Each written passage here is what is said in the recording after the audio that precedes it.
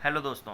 तो पढ़ने जा रहे हैं आज इंपोर्ट एक्सपोर्ट कोड। ठीक है कि ये आईईसी क्या होता है। ठीक है, इसमें रजिस्ट्रेशन हमको कैसे कैसे करवाना पड़ता है। ठीक है, तो जान लेते हैं। पहले कोई भी पर्सन जो भी इंपोर्ट या एक्सपोर्ट करता हो उसके लिए ये मैंडेटरी होता है कि वो इंपोर्ट एक्सपोर्ट कोड में रजिस्ट्रेशन करवा दे। ठीक है, जो भी पर्सन होगा जो इंपोर्ट एक्सपोर्ट करता होगा तो वो अपने गुड के ऊपर आईईसी को मेंशन करेगा। ठीक है, ये एक इंपोर्ट एक्सपोर्ट कोड होता है। ठीक है, अब जैसे कोई भी पर्सन इंपोर्ट कर रहा है या एक्सपोर्ट कर रहा है गुड्स को। ठीक है, अब जो भी गुड्स होता है, जैसे कोई पैकेट मान लो, कोई भी पैकेट है तो उस पैकेट में क्या होगा, एक आईईसी नंबर को मेंशन करना पड़ेगा। ठीक है, ये एक कोड होता है। अब इसके लिए जो ये इंपोर्ट एक्सपोर्ट कोड है इसके लिए कौन कौन ऑब्टेन कर सकता है। ठीक है, यानी कि कौन कौन अप्लाई कर सकता है। कोई भी प्रोप्राइटरशिप हो सकता है, पार्टनरशिप होता है, एलएलपी हो सकती है, कंपनी हो सकती है, एचयूएफ हो सकता है, कॉर्पोरेटिव सोसाइटी होती है। ठीक है, तो ये लोग होते हैं। अब प्रोसेस क्या होता है इनको रजिस्ट्रेशन करवाने का। ठीक है, जो एप्लीकेंट है यानी कि जो फाइल कर रहा है एप्लीकेशन को, तो वो ऑनलाइन फाइल एप्लीकेशन करेगा।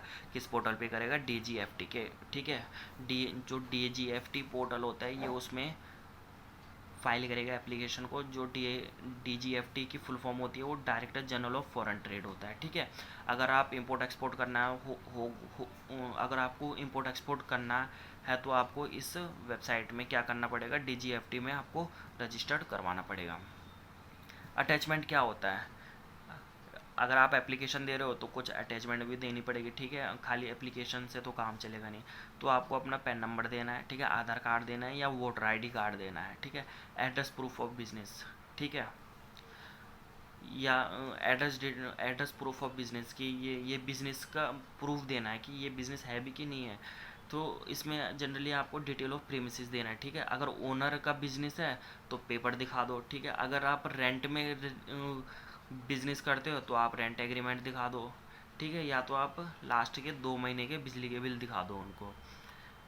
या तो फिर अगर जो कंपनी है, ठीक है, तो उसमें आपको एओए एमओए की कॉपी चाहिए होगी। ठीक है, अगर कंपनी है तो ठीक है, क्योंकि कंपनी में ही आर्टिकल ऑफ एसोसिएशन और मेमोरेंडम ऑफ एसोसिएशन होता है। ठीक है, और आपको एक बैंक अकाउंट का एक प्रूफ देना पड़ेगा। ठीक है, ये सारी अटैचमेंट करने के बाद जो आईईसी नंबर होगा वो जनरेट हो जाएगा, यानी कि इंपोर्ट एक्सपोर्ट कोड जो है वो एक जनरेट हो जाएगा। ठीक है, जनरेट कौन करेगा, डीजीएफटी वाले करेंगे जहाँ पे हमने फाइल की है एप्लीकेशन कोड। ठीक है, इसके क्या क्या बेनिफिट होते हैं यार, हमारा बिजनेस ग्रो हो रहा है। जब हम इंपोर्ट एक्सपोर्ट कर रहे हो तो सोचो हम किस लेवल में हो। ठीक है, एकदम से लोकल मार्केट से इंटरनेशनल मार्केट में जाना। ठीक है, अभी तो आज तक तो हम अपना बिजनेस कहाँ करते थे, बस्ती में करते थे। अब तो अपन बाहर बाहर कर रहे हैं। ठीक है, आउटसाइड इंडिया कर रहे हैं।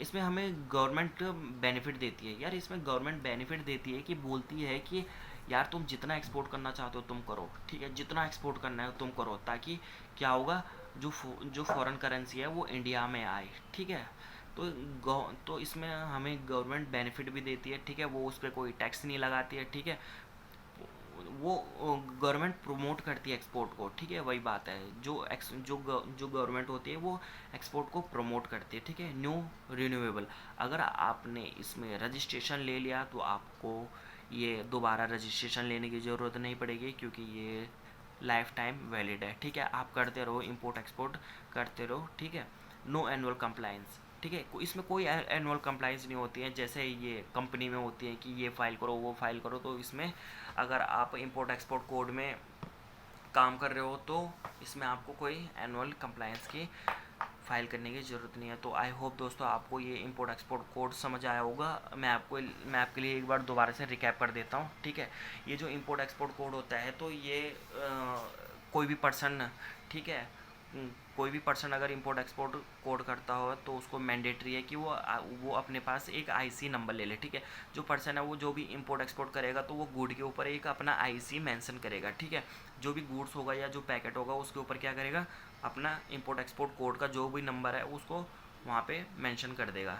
जैसे लिखा रहता है ना, जैसे पैकेट में कुछ भी लिखा रहता है तो ऐसे ही इसमें भी लिख देना है वो नंबर, ठीक है।